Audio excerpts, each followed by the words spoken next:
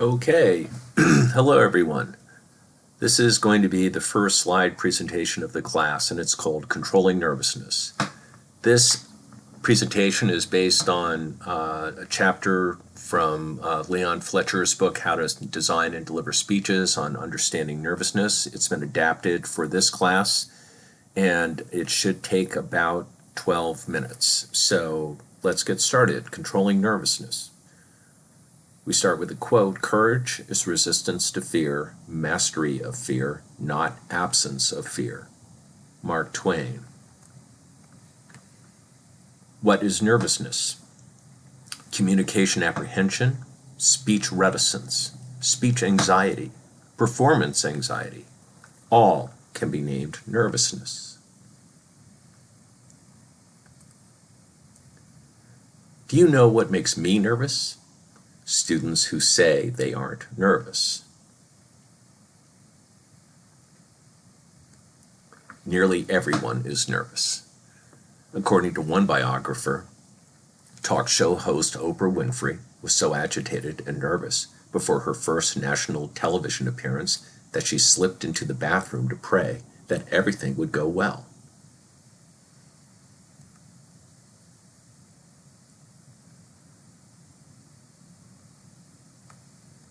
A quick story from the book, How to Design and Deliver Speeches. Probably the most nervous speaker I've ever worked with was a highly honored fighter pilot. A Navy commander with extensive combat experience, he'd been decorated repeatedly for his bravery during duel-to-the-death dogfights high in the sky. I met him when he tried to give a 6-minute speech before only 4 fellow officers. His speech was to determine if he should enroll in a speech seminar so that he'd be better prepared for advancement to higher office. But he simply could not bring himself to give that short diagnostic speech. He stalled, started again, and then strode out of the room. So just to build on that story, here's another quote from the textbook. About 3,000 Americans were asked, "What are you most afraid of?" And their most frequent reply before speaking for a group, their most frequent reply was speaking before a group. More people said that they were afraid of speaking in public than said they fear snakes, heights, illness, or, wait for it, even death. So, nervousness is completely natural.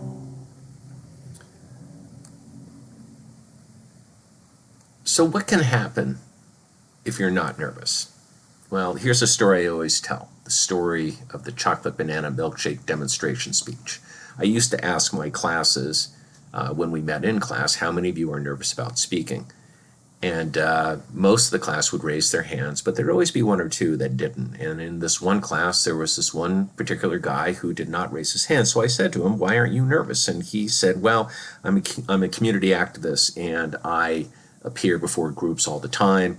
I've spoken before the Springfield City Council, so I just don't get nervous about speeches." So I kind of said, "Okay, well, fine."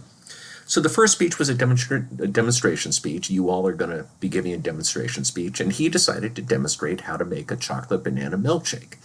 The day of the speech came. He came to class with a blender. He came to class with a thing of chocolate ice cream with bananas, milk, whipped cream, cups for everyone to have a milkshake, and he set about demonstrating his speech. And he did fine at first, but then he got to the bananas. He hadn't sliced the bananas. If you slice 3 bananas in front of a group of people, it actually takes kind of a long time. He found out the hard way that you really have to prepare when you speak. If he had taken the time and trouble to slice all the bananas beforehand, then he could have just gone right through the speech. But he didn't practice. I know he didn't practice because if he had practiced, he would have seen he had a problem.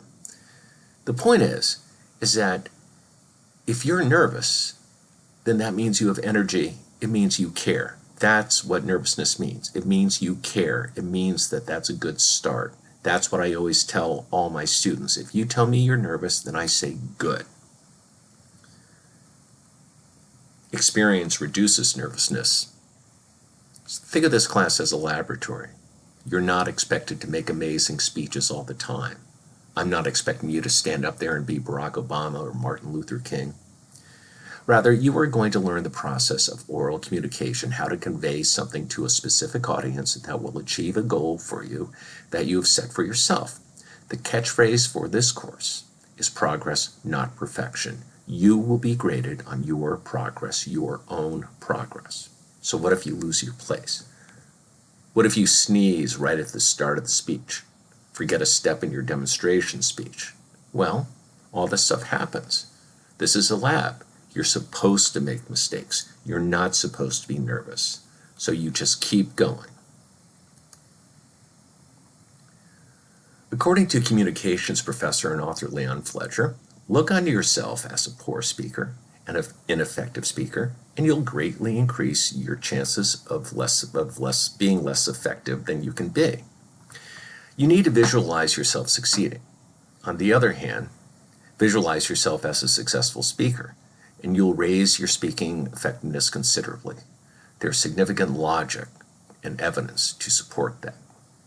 So what that means is that you have to go into each speech with a positive frame of mind, right? There's a phrase called self-fulfilling prophecy, and what that means is if you say this is going to happen, it generally will happen. So say to yourself that I am going to have a positive attitude towards speaking. How do you do that? Once again, according to Leon Fletcher, to apply positive thinking to improving your success in public speaking, you should tell yourself the truth, and that is this: you will be effective in expressing your ideas. Many of your listeners will understand, learn from, be convinced of, and enjoy much of what you say. Your nervousness will not interfere with your speaking. Realize that you appear much more confident than you feel. If you were to watch a video of yourself, you would probably be surprised that you appear much more confident than you feel. Still, nervous tics affect everyone. A recent study of a group of presidents revealed that all of them, Ronald Reagan through George W. Bush, had nervous tendencies, and they all got through them.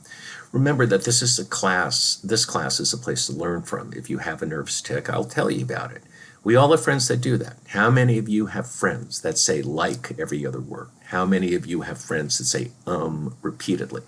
That is a natural way of letting your mind formulate thoughts. In this class, you will learn ways to become more aware of that. Barack Obama, I think, is one of the best speakers I've ever heard. And yet, we know that when he's speaking, he's reading off a teleprompter. Think of Barack Obama in a press conference, right? Reporter would ask him a question, and he had all these nervous tics. He'd always start to answer the question, then he'd stop. And he had a little habit. He'd go, well, you see, what the thing is, see? What he was doing is that he was thinking, right? He was letting his mind formulate its answer. We all do that. You don't have to be perfect. But when you speak, occupy your mind with what you want to say. In this class, you are going to learn that when you speak, the only thing that matters is you and your speech. Focus on one thing and one thing only. More than anything else at this moment, I want my classmates to hear what I have to say to them. It's completely natural to say these things to yourself. How do I look? How does my hair look? Is my audio loud enough? Is my Wi-Fi freezing on me? Ignore those thoughts. Our speeches are 3 to 5 minutes, no less, no more. For that short amount of time, focus on what you want to say, and that's it.